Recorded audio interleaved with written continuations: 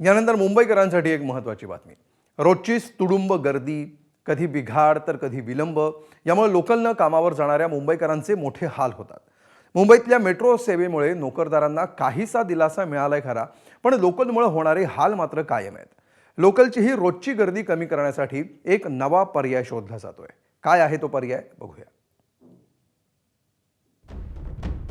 मुंबई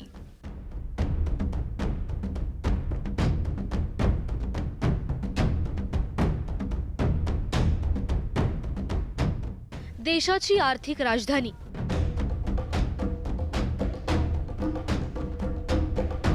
उद्योगधंद्यांचं केंद्र आणि प्रचंड प्रमाणात रोजगार पुरवणारं शहर.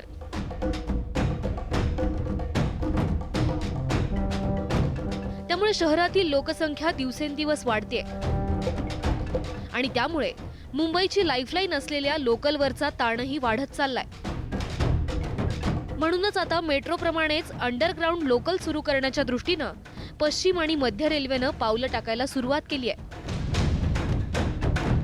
मुंबईची जीवनवाहिनी म्हणून ओळख असणाऱ्या मुंबई लोकल ट्रेनसाठी रेल्वे प्रशासनाने एक मास्टर प्लॅन आखलेला आहे. वाढती गर्दी आणि विस्तारासाठी जागेची मर्यादा हे लक्षात घेऊन मध्य आणि पश्चिम रेल्वेवरील काही महत्त्वाचे मार्ग अंडरग्राऊंड करण्याचा विचार सुरू केला आहे. मुंबईमध्ये नवी लोकल लाईन सुरू करण्यासाठी जागा उपलब्ध नाहीये. नव्या मार्गिकेसाठी भूसंपादनाची प्रक्रिया प्रचंड खर्चिक आहे. कोर्ट कचेरी, अतिक्रमण यामुळे प्रकल्पाला होणारा विलंब, स्वतःच्या मालकीच्या जमिनीखाली भुयारी मार्ग खोदणं सोयीचं आहे. त्यामुळे पश्चिम रेल्वेनं याबाबतचा प्रस्ताव रेल्वे बोर्डाकडे मंजुरीसाठी पाठवल्याची माहिती आहे. जर हा प्रकल्प प्रत्यक्षात आला तर मुंबईच्या रेल्वेवरील ताण हा जो आहे तो मोठ्या प्रमाणात कमी होऊ शकतो असा अंदाज व्यक्त केला जातोय. आणखी एक महत्त्वाची बाब म्हणजे की प्रवाशांचा प्रवास अधिक वेगवान आणि सुरक्षित सुद्धा होऊ शकतो असं सुद्धा म्हटलं जातंय. अंडरग्राऊंड जर झालं तर ॲक्च्युली पब्लिकला त्याचा फायदाच होणार आहे. त्यानं अपघात जे होणार ते टळतील. त्यानंतर जे गर्दी होते त्यानंतर जे गर्दीचं प्रमाण वाढल्यामुळे तिकिटाला राहणे लागतात त्याचं प्रमाण कमी होईल. ते पब्लिकला त्याचा फायदाच होणार आहे. चांगली गोष्ट आहे.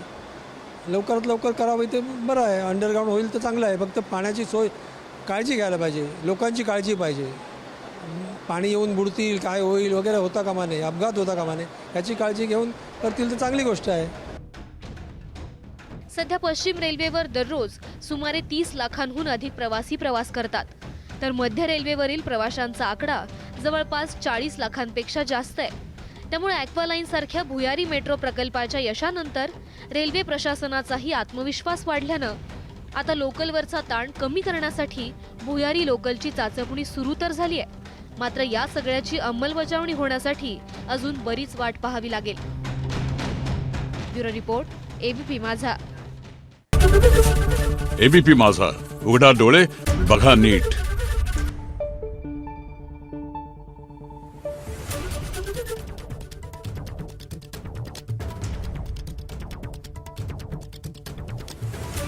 Thank you.